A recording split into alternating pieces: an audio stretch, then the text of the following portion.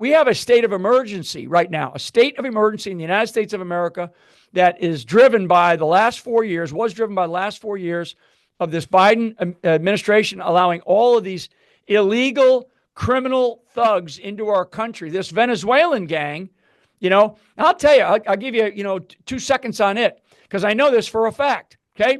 There was a group of 300 in Venezuela that were trained as paramilitary forces. Okay. As like a paramilitary force to train then an additional 20,000. Okay. From the prisons of Venezuela. Okay. Those 300 then trained those 20,000, not to a certain level, but in certain types of skill sets, right? Bomb making, communications, trafficking, the money laundering side. They trained 20,000. We know that at least 5,000 of those 20,000 trained were then sent into the United States of America. That's the TDA. That's the Tren de Aragua. That's the group that these idiots on the left are going, they're not part of Venezuela. Bullshit.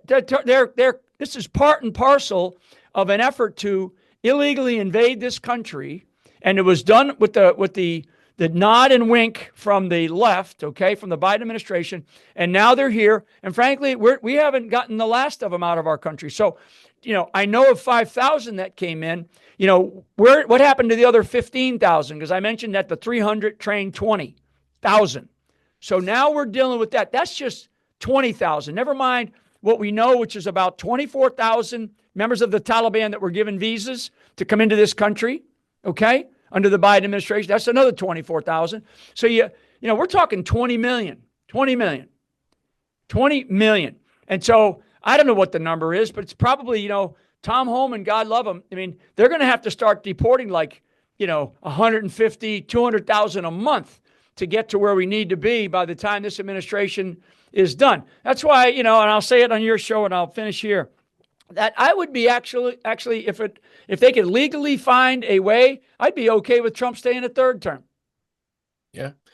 I don't think you'd have any argument from any of the people out here for that. There's a lot. And what you described there, what you just described about what happened to this country was treasonous, General Flynn. It was treason what happened here. The way that you just mentioned some of these gang members, Taliban. You also got who knows what the Chinese have sent in here. The cartels have sent in here with the drugs. I mean, what happened was an absolute act of treason against this country. And it's going to take a long time. But the problem is we need these mass deportations. But just getting the gang members out of here, they're injunction after injunction. What's going to happen when he tries to just mass deport the people that just came in illegally? That's their crime. I mean, it's going to be nonstop, and they're delay, and it seems like they're trying to run out the clock on them. Yeah. Well, last point from me, Alec.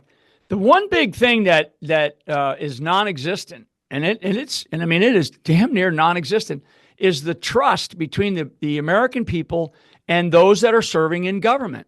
And now what we're seeing is this lawfare by judges. Never mind by law firms and lawyers, right? By judges.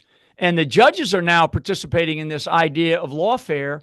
And so the Chief Justice of the Supreme Court, I believe he's got at least a moral and ethical responsibility to maintain, the judiciary's trust, from the American people. And I don't think John Roberts is doing, in fact, I give him a failing grade for that. Yeah.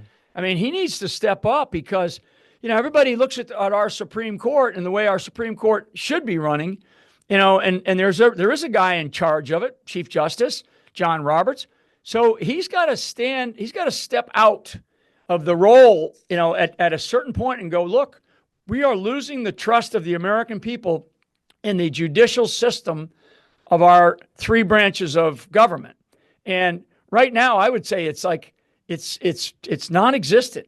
I would say it's non-existent. If you ask an American on the street to say, what do you think about these judges in there? People are pissed. They're like, hey, we can't have this anymore. The president's making a decision to preserve, which that word is the president of the United States is the only one, when they take the oath of office, is the only one that uses the word preserve as well as protect and defend. So he has to preserve the Constitution. The president of the United States has the duty and responsibility to preserve the Constitution. That's what Trump is doing, in the role that he is taking on for just the domestic, safety and security issue, right? To get rid of all these illegals because they're destroying the fabric of our country. They're destroying our school systems. They're destroying our healthcare. They're the rise of crime on the streets of America. Lives. They're destroying lives by raping, murdering, killing, assaulting, robbing. I mean, this has to stop. And the left that continues to say, "Oh no, we've got to protect these people." That tells you everything you need to know, folks, about the direction that these people were going to take us. And if we allow them to come back in charge of our country, we're done. We have a historical moment with Donald J. Trump. We have to take advantage of it. And frankly, I want Trump to do even more. Yeah, well said. I'm right there with you. This is one of the most critical historical moments in the nation's history. I'm glad to be going through it with guys like you.